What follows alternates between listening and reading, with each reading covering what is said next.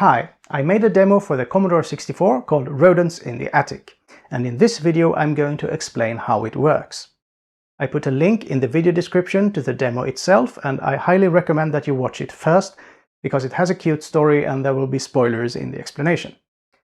There's also a bit of a magic trick in this demo, a seemingly impossible effect, namely this part, where you've got lots of colorful, high-resolution objects moving around in the border area. I'll explain why that shouldn't work, and how I was able to pull it off anyway. But the part that was most difficult to implement is actually over here, and I'll explain how that works too. First, a quick refresher on how the C64 video output works. You've got a main area, 320 by 200 pixels, where you can display a picture or text. Then you can place up to 8 so-called sprites, either in front of everything or behind the foreground pixels, meaning in this case behind the text. A sprite is 24 by 21 pixels, but you can make the pixels twice as big in the X direction or the Y direction or both. The sprites you see now are in high resolution mode, where each pixel is either transparent or of one particular color. But there's also a multicolor mode with 2 bits per pixel. Here you can use 3 colors and transparency at half the horizontal resolution.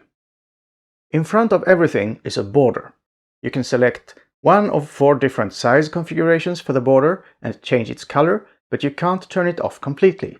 Except you can, and I'll get back to that in a second. The border is there to help you as a game developer, because for instance you could have enemy sprites that appear from the edge of the display. Now in this demo we can see that the background graphics, by which I mean the interior of the room as well as the characters, fills the entire main area. This is so-called Petsky graphics, meaning that it's in text mode and uses the built-in font from the C64 ROM. That font contains a selection of graphical characters, and it's an established art form to make pictures from this limited character set. Here are some examples of Petsky art. The screen has room for 40 by 25 characters, and each character has an independent foreground color, but they must all share the same background color. For this picture I used medium gray as the global background color, but the most common choice is black, which is also what I settled on this time. Using Petsky is a stylistic choice, but one technical benefit is that it takes very little CPU power to animate these graphics, because you only need to update character references, not individual pixels. You don't need to count the characters to see that this picture uses the full main graphics area, because the basic home screen does, and its boundaries remain intact when the demo begins. But that means the lemmings are trotting around in the border area, which is normally impossible unless the border is turned off, or opened as we say in C64 lingo. And now I'll explain how that is done. As the video signal is generated, one row at a time, left to right, top to bottom, the video chip inside the C64, the VIC chip, keeps track of 2 internal memory bits, 2 flags. One flag represents whether it's currently drawing the border or not. Let's call it B for border. And the other tracks whether it's currently in these parts of the screen, where the border fills entire raster lines. Let's call that one the V flag, V for vertical. Whenever the B flag is low, the VIC chip displays whatever pixel is generated by the rest of the chip, which could be coming from a sprite or the main graphics area. But when the flag is high, the current border color is emitted instead. And the following logic is hardwired into the chip. When we reach the top edge of the visible area, lower the V flag. When we reach the bottom edge, raise the V flag. These events will occur once per video frame, so 50 times per second in Europe. The B flag sees more action. Every time we reach the left edge of the visible area, if the V flag is low, then lower the B flag.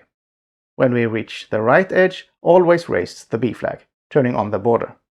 But as I mentioned, we can select among 4 different border sizes, and we can change this configuration while the video signal is being generated. To open the top and bottom border, we want to keep the V flag in the low position at all times, so we want to prevent the VIC chip from ever raising it, which it does at the bottom edge of the visible area. So we start with the tall border configuration and allow the VIC chip to generate video up to some point here in this narrow band of the screen, at which point we switch to a different border size so that the VIC chip never finds itself exactly at the bottom edge of the visible area and never raises the V flag. Once we're safely past the critical band, we select the tall border again so we can repeat the process. And we have to jump through these hoops on every single video frame, but it's not very complicated and we can do it from a raster interrupt handler. Opening the side border is more tricky, but the general principle is the same. Here we want to avoid raising the B flag, which is done by the VIC chip every time it hits the right edge of the visible area. So we start with a wide border, and when the VIC chip is here, we flip to a narrow border configuration, and so the VIC chip, or at least its border logic, never finds itself at the position where it should raise the flag, so it never does. And then we restore the wide configuration afterwards. Opening the side border is tricky for two reasons. First, we have to do it on every single raster line that we wish to open.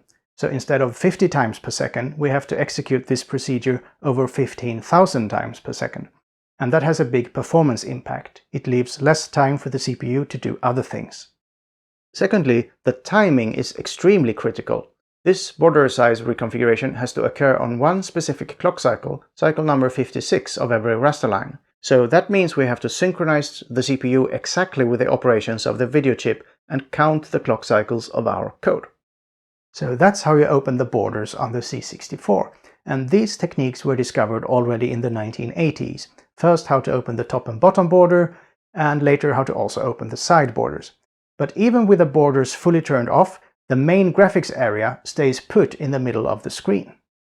So the only thing you can display in the border area is sprite graphics, and sprites are subject to constraints, as I mentioned. A maximum of 8 sprites on any raster line, each no more than 24 pixels wide, possibly expanded, but that makes the individual pixels wider, and multicolor mode makes the pixels wider still. So the lemmings that we see in the top border can't be individual sprites, because 1, there are too many of them, and 2, they have more than one color each and are in high resolution. It seems to be impossible. There's one more feature of the Commodore 64 VIC chip that plays a part here. It's a hardware bug called the ghost byte. See, when you open the top and bottom borders, what you see in these areas isn't just a solid background color, as you might expect. Instead, you see an artifact of main area graphics generation that is normally hidden by the border. Specifically, the last byte of memory that the VIC chip can address is displayed as a repeating pattern of 8 black or transparent pixels. Typically, you'd set this so-called ghost byte to all zeros to see the background color, or all ones to get a solid black area. But you can set it to any pattern, and you can even change the pattern while the display is generated. And while you can't change the ghost byte on every single clock cycle, the CPU is too slow for that, you can certainly change it once per raster line to produce this. Recall from the story that the walking lemming animation is 8 pixels wide, a perfect fit for the 8 repeating pixels of the ghost byte. And this is all in glorious high resolution, but so far only monochrome graphics. I mentioned that you can put sprites behind the foreground text, and in the same way they can go behind the ghost byte. To cover the full width of the main graphics area, you need 7 expanded sprites, but the lemmings have 3 colors, blue, green and grey, so we need to put the sprites in multicolor mode. And now we have a problem, because the lemmings are full of fine high-resolution details, but because we use expanded multicolor sprites, we have to work with bulky 4-pixel wide chunks. And this brings us to the heart of the trick, the key insight that made this whole demo possible.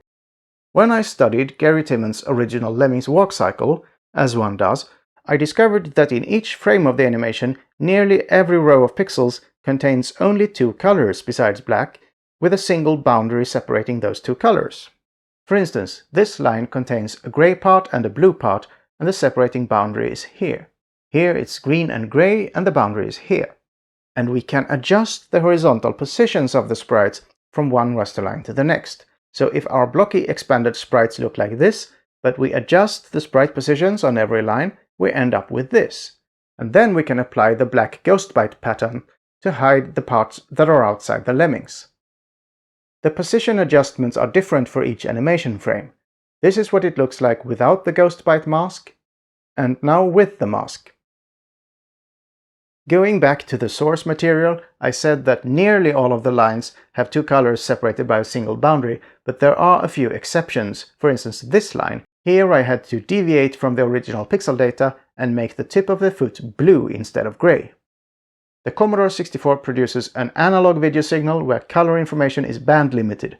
So arguably, an individual high-resolution pixel doesn't really have color, only brightness. But another way to think of it is that I'm cheating. In the demo, you don't see all the lemmings all the time. There are gaps in the stream. The global background color is black, so transparent pixels in the multicolor sprites are indistinguishable from the black ghost byte pixels, and that's how I can hide individual lemmings. In fact, a large proportion of the available CPU power is spent on scrolling a mask of transparent pixels across the multicolor sprite graphics. Now, the very first lemming in the demo walks right off the edge and falls down the side of the screen. This requires opening the side border, which requires CPU involvement on every raster line and generally hurts performance. But our top border raster code is already maxed out performance-wise. On every raster line, it needs to update the ghost byte as well as the X position of each and every multicolor sprite. So the timing is very tight and there's no room for opening the side border as well. So that first lemming is an exception, displayed in an entirely different manner using a grey, a green and a blue high-resolution sprite on top of each other in order to leave enough clock cycles for the CPU to open the side border. A hole is then dug to divert the stream of lemmings, so we don't have to open the side border in the top border while we're busy updating sprites and ghost bytes. Furthermore, the hole is dug early enough that we don't need to cover the full width of the main area graphics with sprites. It's sufficient to place 6 X-expanded multicolor sprites in the top border, and that leaves 2 sprites free to implement the falling lemmings. These are rendered using a black high-resolution sprite in front of an unexpanded multicolor sprite, and you'll notice a rhythm where they alternate between falling into the line and out of it. And that's finicky and all, but the real challenge is in this area, where we have to repeat the trick from the top border, albeit only for a short stretch, but while simultaneously opening the side border and without any help from the ghost byte. Because remember, the ghost byte is a glitch in the graphics generation that happens outside the main graphics area, but here things are working fine and there's no ghost byte. Instead, we put a multicolor sprite here, and then we use regular character graphics with black foreground color to emulate the ghost byte pattern. That means we no longer have to update the ghost byte on every raster line, but we still have to adjust the X position of the sprite and open the side border on every raster line. And when the lemming walks outside the main area, we can no longer use character graphics for the black mask, nor the ghost byte. So here we need a second sprite in high resolution mode to provide the black mask. And then we need 2 more sprites for the falling lemming, again alternating between falling into the line here and out of it in the side border. What complicates matters though is this little thing called bad lines. See, whenever a new row of characters begins, for instance right here in the middle of our time-critical lemming drawing routine, the VIC chip suspends the CPU for 40 clock cycles in order to fetch new character data from memory. This makes the timing even more constrained than it already was, and to make a long story short, we can only display a maximum of 4 sprites while simultaneously opening the side border on a bad line. We have 4, so that's alright, but that means we're at the limit. And furthermore, on a bad line there's no time to update the sprite X coordinate. But we are lucky, the 3rd and 4th row of pixels in the original animation data can use the same X position in all frames except 1, and there we end up with just 1 wrong pixel. But there's another complication. Recall that these are Petsky graphics, drawn in text mode using the default ROM font. Now, I actually make a copy of the font in RAM so I can modify it. And while the picture is made from graphical characters, and the text bubbles contain inverted letters of the alphabet, I never use the non-inverted letters of the alphabet, so I can repurpose those character codes in this part of the screen where the tunnel will go. And since the global background color is black, I can just clear the relevant pixels in the font definition as the second lemming digs and bashes its way through. But as soon as the bulk of the lemmings reach this area, I have to use the characters in these locations to emulate the ghost byte, and that means they need to have a black foreground color. But the global background color is also black, so this whole area would end up black. How can I display the remaining parts of the background picture, the orange and blue pixels that didn't get bashed away? I can't change the foreground color in the middle of these character cells without introducing another bad line, and that would ruin the timing. So the remaining option is to use sprites, but I can't add more sprites in this area, remember. Instead, I reuse the multicolor expanded sprite and the black ghost bite emulating sprite to display the orange and blue parts, and then I reconfigure them just in time for the stream of lemmings. Now, opening the side border is expensive in terms of clock cycles, so I don't want to open any more raster lines than I have to. But the lemmings in the side border are falling, so my code for opening the side border must be able to run at any vertical position. Meanwhile, the bad lines are stationary, and they affect the timing of the code. So the code for opening the side border in the lower part of the screen detects dynamically when a bad line is due and takes a differently timed code path.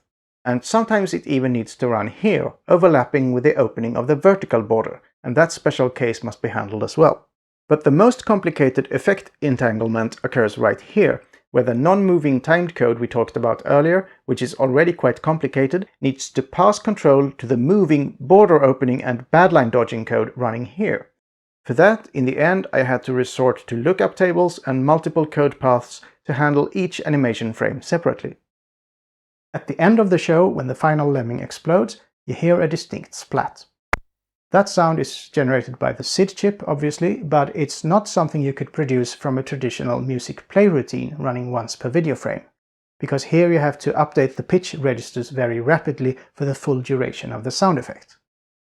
So at this point, the display is briefly turned off, and only a white border color is shown. All sprites and bad lines are turned off, leaving every last clock cycle to the CPU for sound generation. In the end, we have to concede that Martha was right the whole time. It was all in Ebenezer's head, because, as we've seen, there were no rodents in the attic. Only sprites and ghosts. Take care and keep up with the Commodore.